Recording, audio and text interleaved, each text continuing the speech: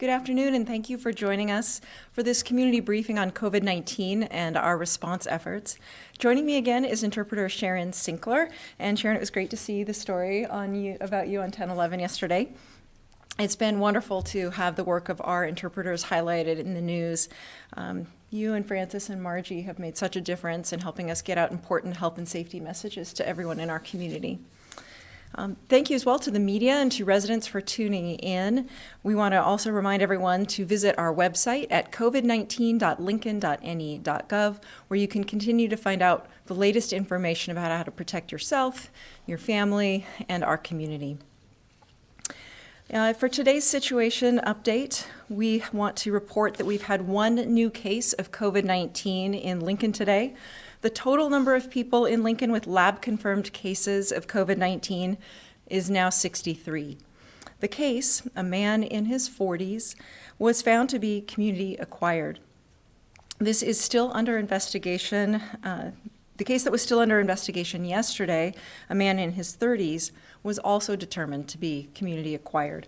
That means that 45 of our city's 63 cases are considered community-acquired.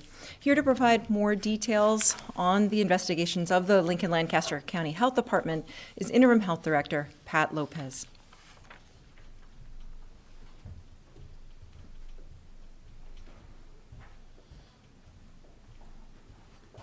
Good afternoon. As the mayor said, the new case today is a male in his 40s.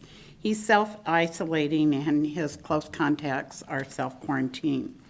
4 Lancaster County residents are hospitalized at this time and 3 of them are on ventilators. Nebraska now has 1,087 cases and 25 deaths. Again, one of those 25 deaths was in Lincoln last week. With the additional cases today, Lancaster County remains at a 3.2% positivity rate. That's the number of positive cases compared to the total number of tests completed. The state remains at about 8%, and nationally we are near 20%. I wanted to again recognize our city's outstanding community response to the COVID-19 public health emergency. Overall, our residents have been exemplary in doing what has been asked of them. We all want to move beyond this pandemic and have a sense of normalcy. It's a bit too soon to know exactly what measures will need to be in place moving forward, but we are listening to what is going on across the country. We are also communicating with the governor's office to coordinate guidance, and we have daily communications with other health departments from across the state and with our community partners, so that in the end, we make decisions in accordance with the mayor's office and to do what is best for Lincoln. We also know that we all need to be collectively continue to make a difference and to reduce the impact of the virus. Testing is an important part of our efforts, and we again urge all those who have symptoms of COVID-19 to access the drive-through testing sites provided by Bryan Health and CHI St. Elizabeth. Despite the spring snowstorm, we did see a good increase in tests yesterday, with 93 people being tested. Again, these sites have the capacity to do 150 tests, so that's just still just 62% that we completed yesterday. I want to urge you, if you have COVID-19 symptoms, fever, cough, we urge you to get tested today. All you need to do is fill out a simple online questionnaire at chihealth.com or bryanhealth.com. If testing is recommended, you will be given an order and referred to one of the drive-through testing sites. The drive-through sites will accept those who have received orders and referrals from Bryan Health or CHI Health St. Elizabeth. It will also accept those who have an order from their physician. If you need help accessing a healthcare provider, you can call the health department at 402-441-8006. Thank you. I just want to join Director Lopez in commending our community for following the health department's recommendations on preventing the spread of COVID-19. We have been working, of course, since the beginning of this pandemic to try and disseminate far and wide their guidelines and recommendations about how to protect yourself and others. Staying home, practicing physical distancing, washing your hands frequently and thoroughly, and wearing cloth face coverings in public, along with self-isolating or self-quarantining when necessary. Wearing cloth face coverings, of course, is a more recent health department recommendation. It's wonderful to see that so many people are taking this recommendation to heart and are wearing them out in public places where other people are present and in work settings. And right now, although we only have a handful of people in this room, they are wearing face coverings. And this is mine. I just took it off before we started the briefing so that you could hear me more clearly. But once this briefing is over, I will put it back on as I head back to my office. A couple of reminders that we want to bring up related to cloth face coverings. First, these face coverings are recommended in addition to other preventative measures that we have been sharing. They are not a substitute for those other precautionary steps that we all should be taking right now. Second, please refrain from using healthcare worker masks, such as N95 or surgical masks, unless you're specifically advised to do so by a medical provider. It's really essential that surgical and N95 masks are reserved for those in our who are working on the front lines, our healthcare workers, and our first responders. If people have questions about face coverings, there is a lot of information available out there about how to use them, about where to use them, about how to care for them and wash them. And you can find this kind of information on the city's website. Again, that's covid19.lincoln.ne.gov under the How to Help tab. You'll even find some great options for making your own face coverings. And we have had so many great stories of volunteers in our community who've stepped up and helped create face coverings and donated them to their friends or families. Others have coordinated volunteer groups to make larger quantities of face coverings and have donated them to our first responders and our healthcare workers. I want to thank all of them for taking the time to be a part of this community-wide effort. And I personally want to thank a few individuals: Nancy Hove-Grahl, Jackie Allen, Alexa Burmeister, and Sarah Holmes, each of whom has lovingly crafted and donated masks to my family and to our team here at City Hall. Moving on to a quick update on city operations. The city's Traffic Management Center has suspended operations for the winter weather event that we experienced yesterday. Snowfall reports across the community ranged from 4 to 7 inches, which means that was our single biggest snowfall event of the season. And so let's just hope that April snow showers lead to May flowers this year. And as the snow has melted, driving conditions have improved throughout the day. What were slushy streets this morning should dry nicely by the end of today, given that pavement temperatures are rising on their way to an anticipated high of 75 degrees. Now let's just hope the air temperatures follow suit. Today's briefing is going to be a little different than usual. Following on the heels of this morning's interfaith prayer breakfast, and as we head into another weekend under the cloud of the pandemic, we invited some special guests to speak this afternoon. These guests will provide us with some inspiration during these difficult days.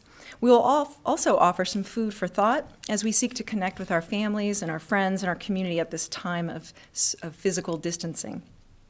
The Faith Coalition of Lancaster County did a masterful job of connecting this morning with the first ever virtual Mayor's Interfaith Prayer Breakfast.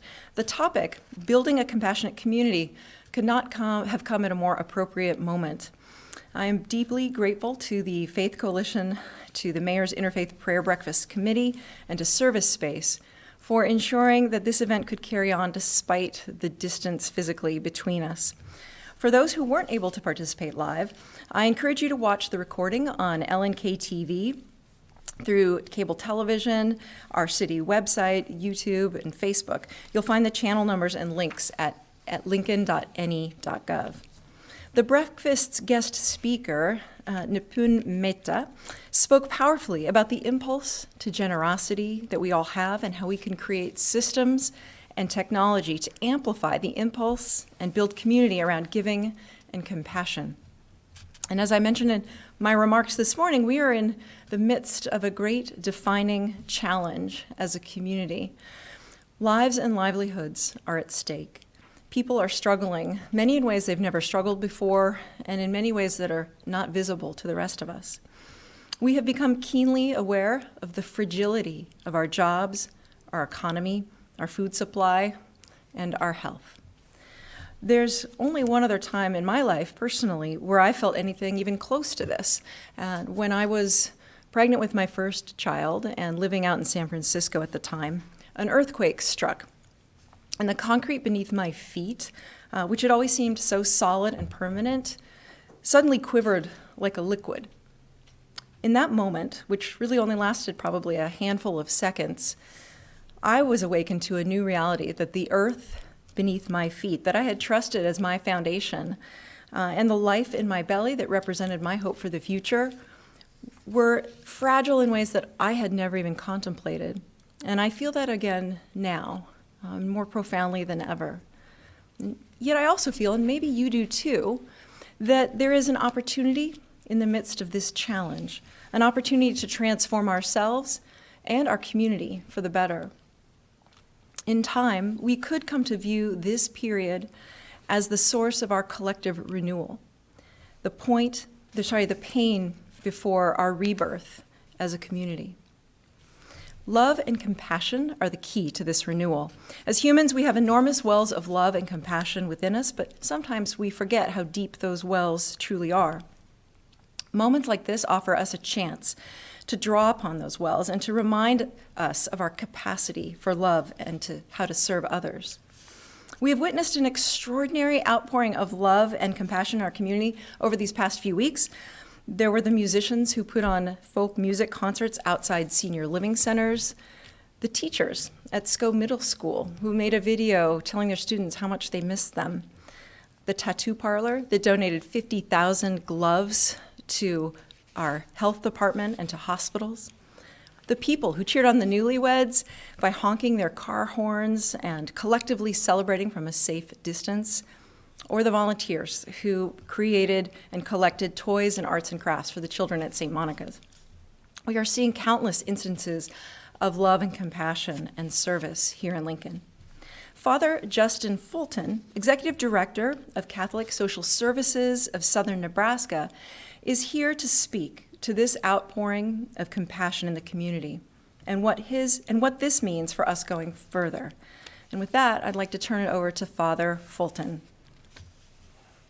Thank you very much, Mayor. And on behalf of the citizens of Lincoln, the faith community and nonprofits throughout Lincoln, thank you for your strong, steadfast, and capable leadership for all of us. We're looking to you for leadership, and you're a shining star in our state and in our country, and we thank you for that. I want to thank the citizens of Lincoln and the news media for reporting the good news that's happening out there. And I want to thank the citizens out there for pouring out their love and compassion already during this pandemic. I want to share with you just a quick story that happened to me personally last Saturday, right down the street from where I live in near South. I was doing a socially distant visit to a couple of good friends of mine. And we were hanging out in the backyard, just lounging around in some chairs. And my two friends have a 5-year-old daughter named Jacqueline. And the little 5-year-old daughter, Jacqueline, said, "Hey, Father Fulton, will you plug your ears?" And so, beholden to the will of a 5-year-old, I went ahead and did so. I plugged my ears like this, and Jacqueline went to her parents and asked them a question. They gave her permission to go ahead and do what she wanted to do. So Jacqueline went back inside, brought out her piggy bank, and presented me with a shiny quarter. And she said, "Father Fulton, I want that quarter to go to someone who really needs it." And frankly, I was speechless. And obviously, a Catholic priest can't have his own children or have his own family. I wanted to cry. And I just wanted to say thank you to Jacqueline at that moment. But I'm going to take this moment to say thank you to that little 5-year-old. Jacqueline, you're a leader in this city already. You are showing the city of Lincoln how to love one another and how to bring about unity. You gave that quarter to someone, me, and we are giving it to someone who you'll never meet probably. And that is the definition of love, sacrificing and caring for someone that you probably will never meet in your life. And so, Jacqueline, thank you for being a leader in this city, and thank you for your love of humanity. You know, I think in a time of suffering, anxiety and strife, especially during this pandemic, leaders are called to the forefront. And frankly, Lincoln is filled with leaders. Each and every one of us is a leader. And now is the time for all of us to put away partisanship and political divide and look for unity and bring about more compassion and more love. I think when we give of ourselves like little Jacqueline did, we actually find ourselves happier. We find out that as human beings, we were made out of love and we were built for love and we were built for compassion and to share compassion and love with one another. I already dream of a day that's coming sometime in the future. The image of Memorial Stadium being filled with 90,000 people again and everybody participating in a wave. We know what the wave is. It brings about smiles to everybody in that stadium. But there's one rule about the wave, that when you receive motion, you have to give it to someone else. And so section by section, people get up, they holler, and then they smile. It's the same way with compassion and love. Receive love, give it.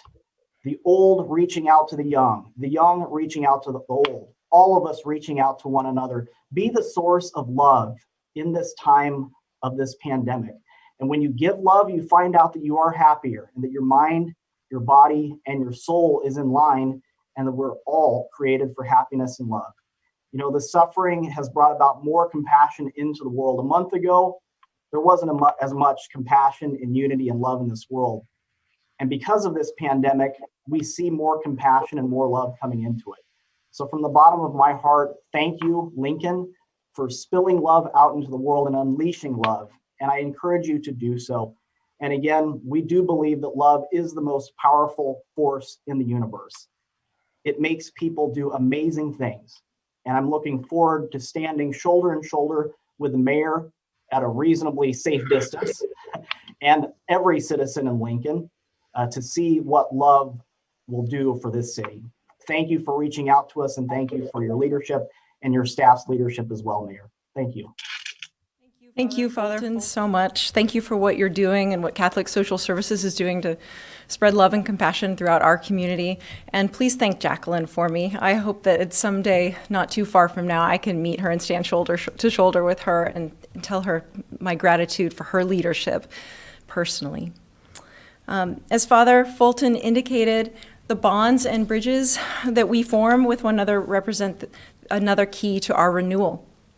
When Alexis de Tocqueville visited the United States in the 1830s, he was struck by how closely connected people in the U.S. were, as they were forever forming associations of all types, and he attributed the United States' success as a democracy to the strength of its social ties.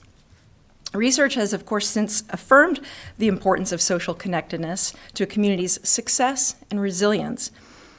Unfortunately, as Robert Putnam famously documented in his book, Bowling Alone, the United States has experienced a significant decline in social connectedness since the 1970s. We see that decline in civic participation, declining volunteerism, declining participation in social activities, and declining trust in one another. As strange as it may seem, despite the physical distancing, or perhaps even because of it, we are starting to witness a social rebirth. We're seeing a greater amount of volunteering, a great amount of communication among families and neighbors, and a greater reliance on networks of friends, businesses, and associations. Once superficial calls and texts have now become full of depth and meaning. This is our opportunity to reverse a trend towards isolation and to create a social stimulus alongside our economic stimulus. At the end of the day, the best support that people can find is in each other. It is our role in the government to support the community in rediscovering its true source of strength, our people. Jason Varga, Executive Director of Cause Collective, joins us today to speak to the important role that compassion and strong relationships play from the perspective of our nonprofit sector. And with that, Jason, I invite you to share some remarks with our community. Thank you, Mayor. I appreciate you having me here. Father Fulton, that was wonderful. Thanks for making me follow such a speaker, by the way. And compassion is truly on full display right now with our nonprofits and the work that they're doing to support the community. I'm especially proud of the Lincoln nonprofits right now. They have become more collaborative and innovative at a pace that I wouldn't have thought possible 2 months ago.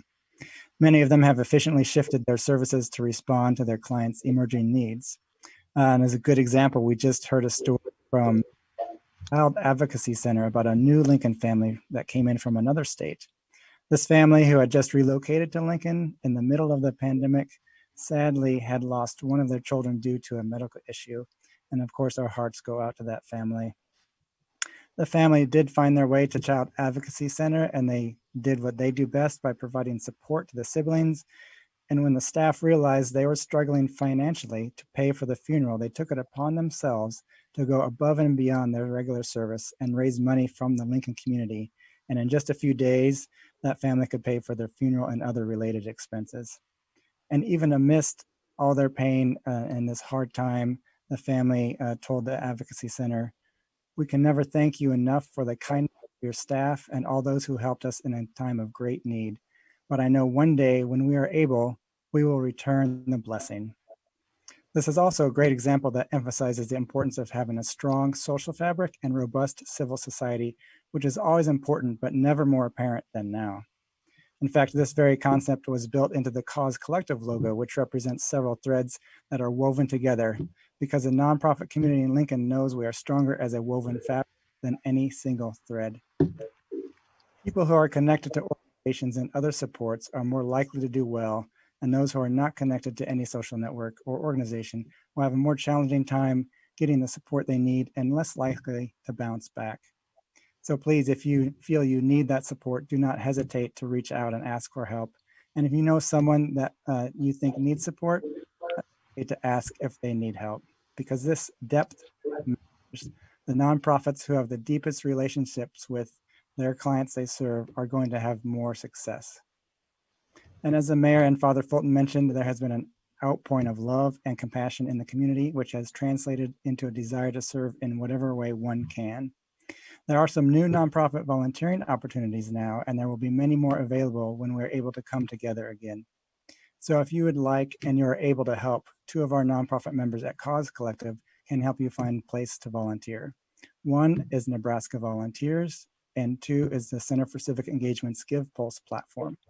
You can find links to both of these on the webpage, of the city's webpage that the mayor mentioned, and then click on How to Help. If you do find one that speaks to you, we just ask that you please contact the nonprofit first, as they may have many needs going on at the same time, and they want to respect the health directives as well. So thank you, Lincoln. Thank you for your support of Lincoln's nonprofit community.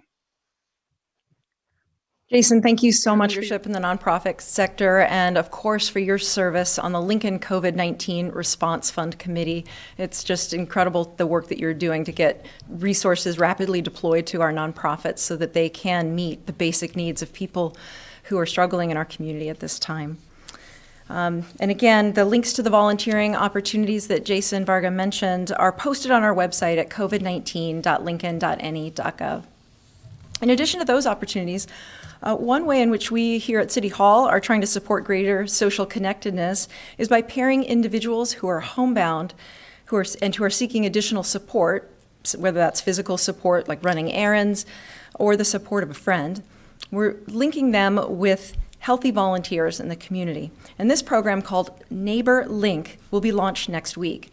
Our goal is for the individuals in this program to form long-term, meaningful relationships that exceed the bounds of this COVID-19 pandemic.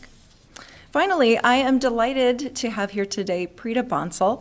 She is going to speak on the topic of building a compassionate community. Preeta is a nationally known public servant and constitutional lawyer who served in the catbird seat for the federal government's response to our last national crisis, the 2008-2009 financial crisis, when she was a senior advisor in the White House. Now, we are fortunate that she has returned to her hometown of Lincoln, where she is working to strengthen our spirit of democracy and resilience from the ground up and from the heartland out. As part of her work with the MIT Media Lab, Preeta's focus is on how we empower human networks and community relationships.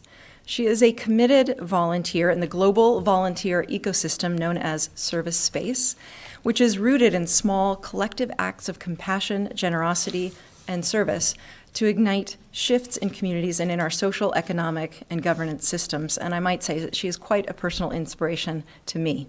Preeta, I'd love to hand it over to you. Thank you so much, Mayor. And thank you for your steady hand amid this crisis. As someone who dealt professionally in crisis management my entire career, for governments as well as corporations, I know how it's the intangible qualities and of internal resolve and strength that get us through. And you're just exhibiting that and embodying that every single day in your leadership of this city. So we're just so grateful. I'm also really grateful to be here and humbled to be here with Father Fulton and Jason Varga, who have been so instrumental in the nonprofit sector's response to this crisis.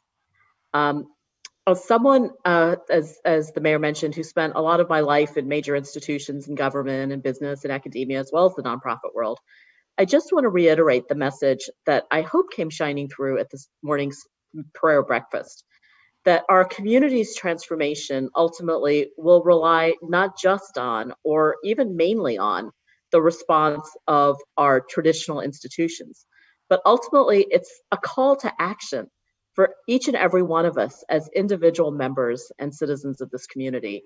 And Jacqueline, what a shining example you've been for each of us. So I really think that what can be birthed from this crisis is unbound, given the limitless capacity of the human spirit. So just, I was thinking just a mere few weeks ago, it was unimaginable that the entire planet could come completely to its knees and be held up in this vast worldwide way through this tiny molecular pathogen. I mean, who could have imagined that everything would come to a halt the way it has? But in the same way, just a few decades ago, it was absolutely unimaginable that a single person creating a single program coming out of a dorm room, which has now become Facebook, could completely alter the way people interact with one another, receive their news, or interact with their systems of government. And a few centuries ago, it was unimaginable that a fledgling group of colonies could break away from the largest empire on the planet.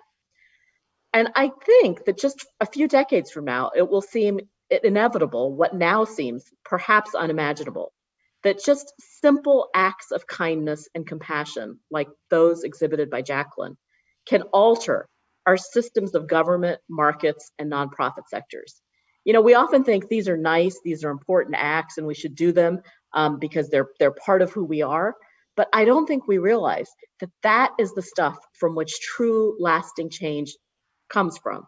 And as Father Fulton said, the power of love, even a single drop of it, is so powerful. And it's, this is not just nice stuff and kind of beside the point of like true social change. As the mayor said, the true stimulus is not the economic stimulus of the federal government and the philanthropic community, but it's the social and spiritual stimulus of these times. We're truly at an inflection point in history made possible by the vast outpouring of the human spirit. And one of the things I've been kind of reflecting on is during this pandemic, I'm thinking there's really three factors that I've learned, at least as a non-biologist, that seem to determine its spread. One is kind of how connected, how physically and externally connected we are with one another, which is why we're seeing the social distancing to kind of control that factor. The other is our internal immunity. So we're all trying to do whatever we can to boost our internal immunity. And then the third is what they're calling the contagious factor of the pathogen, known as the basic reproductive ratio, or R naught. And for whatever reason, this coronavirus has a very low, or I can't remember which way it goes, high or low R naught, which means that the more that the contagious the disease is, the faster it'll spread in the community. So I've been involved for like the last 6 years or so now in this global volunteer movement that's making compassion viral. We're kind of looking at the ways in which networks and viral spreads happen in other realms, and trying to really make this the enduring viral spread of our times. It's been going on for 20 years now, and we heard this morning at the prayer breakfast from the founder of that movement called Service Space. And we're really using all of these three factors that I talked about, which we're now learning about with viruses.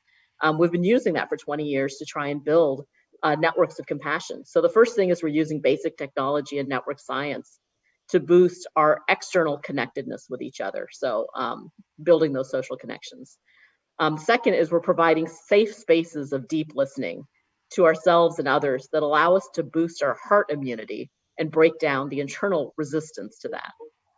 And the third is that we're building the basic reproductive ratio, or the R naught, of the virtues, not just of the vices and not just of pathogens. And we're doing that by supporting people to deepen and uncover their wells of compassion, and to do that in community with others. So while continuing to work with our city, our private sector, and our philanthropic and nonprofit community through this crisis, I'm really, really excited to be part of this effort to support and harness direct mutual aid or peer-to-peer human spirit that we're seeing outpoured during these times, so that compassion becomes a lasting force for change even after this crisis subsides. As we heard this morning, the Sanskrit word for compassion is called karuna. So we're calling it coronavirus, not coronavirus. So just really happy to be here and excited that to be working with such outstanding leaders in our city to make this happen. Thank you so much, Preeta. We're so lucky to have you back in Lincoln, and we're grateful for your on so many fronts, through service space, through the Lincoln COVID-19 Response Fund Committee, the Community Health Endowment, the Lincoln Community Foundation, the Faith Coalition of Lancaster County, the Board of Nelnet, and so many other community contributions that you make. Thank you so much. As all our speakers have really suggested, how we navigate this critical time will really determine whether our story is one of fragility and reversion to the status quo, or one of resilience and transformation. And when we draw on our deep wells of love and compassion, and when we strengthen our bonds and our bridges as a community, we ensure that Lincoln's story is one of resilience and transformation, fueled by love and compassion. In that spirit, I would like to invite all of you to share your stories of the love, compassion, and service that you are experiencing during this time by emailing your story to mayor@lincoln.ne.gov. We would love to collect and share those stories and help make them part of the coronavirus contagion as part of our dashboard of hope as we move forward during this time. And with that, I thank you for tuning in and ask if there are any questions from the folks who are here from the media. And Director Lopez is still here, by the way. Riley from the Journal-Star with a question for the director. Right. Thanks, Riley. Thanks, Mayor.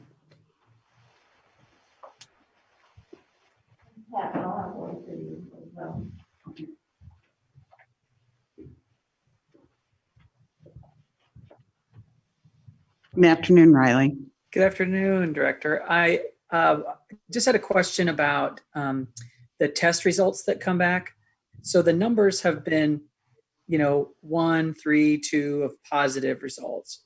And I guess I'm wondering, is the health department seeing the number of total results reported, including negative and positive, is that growing as testing capacity grows? Or can you speak to sort of that trend line? I know we haven't broken out exactly how many negatives are per day are being returned, but the total is there. But I guess I was just curious from your perspective, is the city seeing the number of returns coming back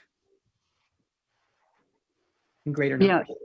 Yes, we're having a greater number of returns. So when we tell you the number of tests done in a day, so if there's 90 tests done in a day, then usually within 48 hours, we'll have an idea, we'll have results back from those tests, and we'll have the negative numbers. So we're getting negative numbers every day, and then the tests that are positive.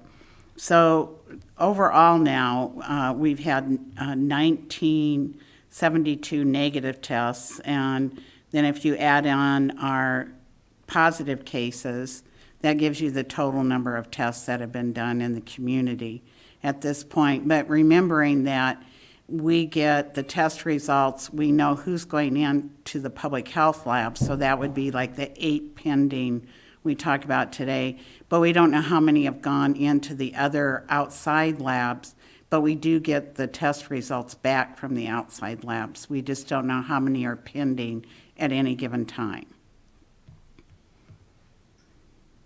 follow-up to that we've had such a steady and lower than the state average rate of positive results. Is that indicative of maybe more precautionary testing for possible exposures among people in those initial priority groups of public safety personnel or healthcare workers? I mean, or is it a combination of that and social distancing? I think probably a combination of things, but most importantly, what we've seen is the social distancing impact in our community. And we know that's one of the, all over in our country has said that the social distancing is really one of the key factors in preventing the spread of the disease. And I think Lincoln early on took action. And the fact that our community, as we've talked about and we've heard so eloquently this afternoon in very moving ways, is a very caring, loving community, and they want to do the right thing, and they are with the social distancing. We also know that with those restrictions, that now we have more testing available, we really want people to get in and get testing, because that's going to help us as we move forward and make decisions.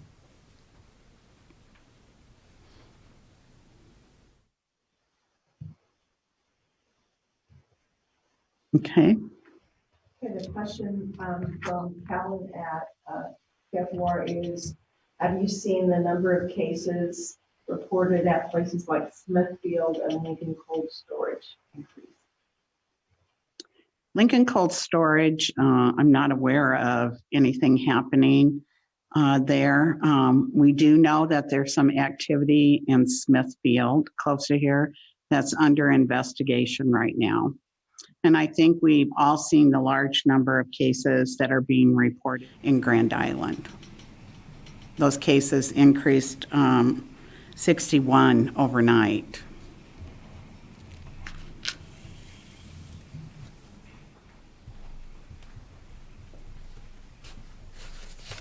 Are there any other questions from the media?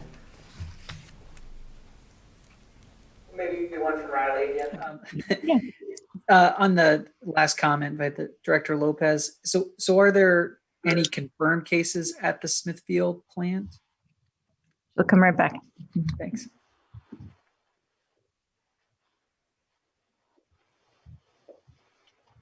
Well, I think at the current time that's under investigation, Riley, and I believe that they're working towards seeing if that was a member of that community that was working there. So I think probably tomorrow we'll have more information available. Sure, and a follow-up to that, has Lincoln or Lancaster County had any sort of cluster of cases, at workplaces or other gathering sites outside of maybe individual families where several family members have contracted the virus? Have we identified any problem of any clustering, or is that kind of what contributes to the lower numbers that we've had? Well, it only contributes. We haven't had any clustering at work sites. We're looking at right now in one small area where members may have been together, that we may have a small number of a small cluster of individuals that are still related to each other. But we really haven't seen any.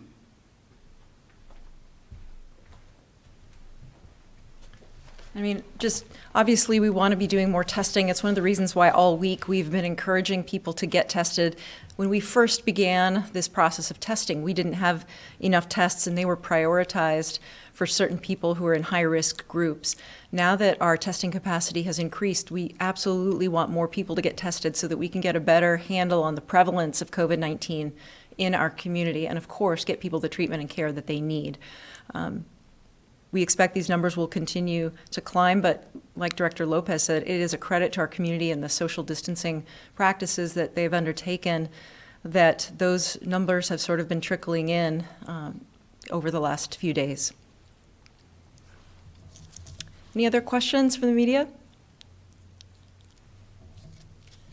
All right, well, I just want to again thank our participants, Father Fulton and Jason Varga and Prita Bansal, for being here today to provide really wonderful insights and stories and inspiration for us all. Thank you so much. Everyone out there, please stay well and stay home.